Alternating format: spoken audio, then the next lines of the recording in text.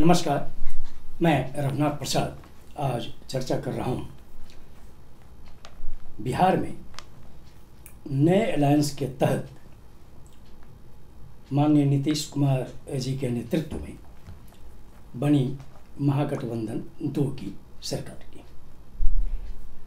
जिसमें उप मुख्यमंत्री के रूप में माननीय तेजस्वी प्रसाद यादव जी ने शपथ लिया।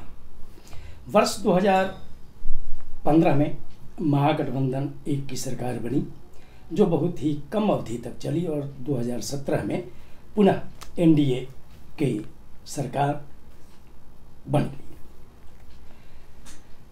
लेकिन जब 2000 ईस्वी में बिहार विधानसभा का आम चुनाव हुआ, तो चुनाव में जो एनडीए घटक में जो स्थिति पैदा हुई और एक ऐसी स्थिति आई कि एक पार्टी के द्वारा सिर्फ वैसी सीटों पर कैंडिडेट खड़े कर दिए गए जहां जनता दल यूनाइटेड के उम्मीदवार खड़े थे।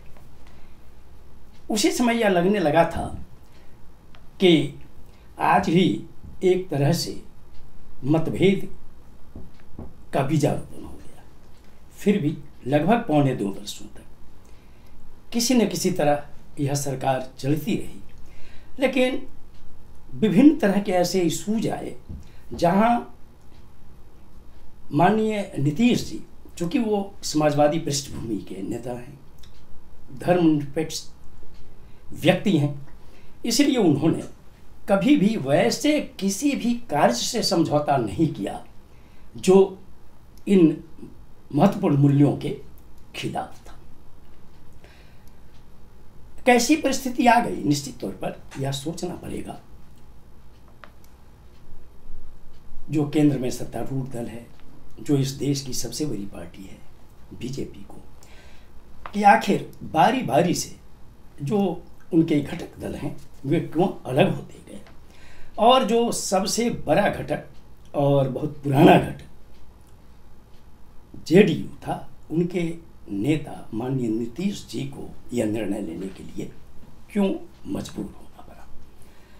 मैं यह भी आज कहूँ कि वर्ष 2014 के बाद ये पहली घटना है जब जिस सरकार में बीजेपी एक घटक हो, उस सरकार के दूसरे अलायंस पार्टनर ने गठबंधन तोड़ दिया और महागठबंधन 2 की सरकार बनी। यहाँ यह भी उल्लेख करना चाहूँगा कि शायद इस राज्य में यह पहली घटना होगी कि जहाँ सत्तारूढ़ दल 7 दलों का गठबंधन है, वहाँ विपक्ष में सिर्फ एक पार्टी बीजेपी होगी।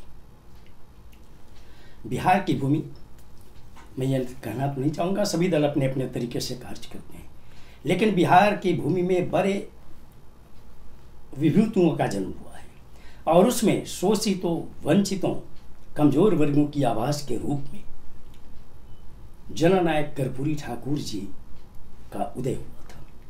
और कर्पूरी ठाकुर जी ने आजीवन गरीबों के लिए, दलितों के लिए, अत्यंत पिछड़ों, अल्पसंख्यकों और उच्च जाति के भी गरीब लोगों के लिए कार्य किया।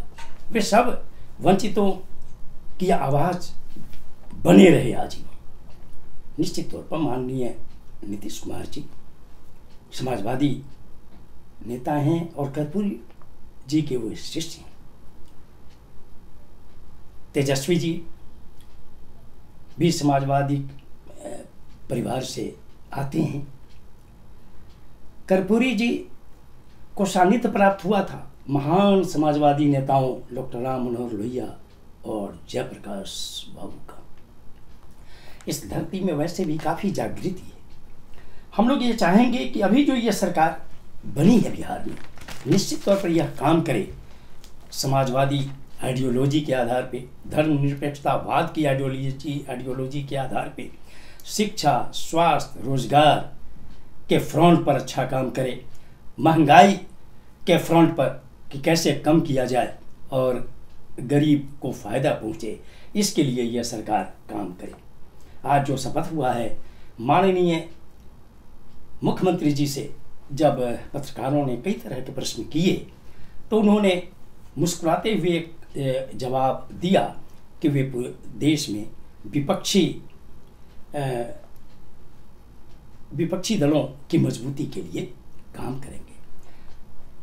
मुझे लगता है कि निश्चित तौर पर बिहार जो हमेशा से जागृत रहा है, विभिन्न तरह के प्रयोगों की भूमि रहा है, निश्चित तौर पर बिहार एक ऐसा उदाहरण दे जो पूरे देश के लिए एक अनोखा संदेश दे और पूरे देश में शांति व्यवस्था, सद्भाव पैदा करने में सहायक हो। और जो भारतीय लोकतंत्र की खूबसूरती है, सत्ता पक्ष, विपक्ष, मल्टी पार्टी सिस्टम, ये सभी मजबूत रहें और मजबूती के साथ इस देश के विकास के लिए काम करें। ये वीडियो आपको अच्छा लगा हो तो निश्चित तौर पर लाइक करें, शेयर करें। अब तक मेरे चैनल को आपने सब्सक्राइब नहीं किया तो सब्सक्राइब करें, बेल आइकन को अवश्य टच करें। आप सभी लोगों के लिए शुभकामनाएं। धन्यवाद। जय हिंद।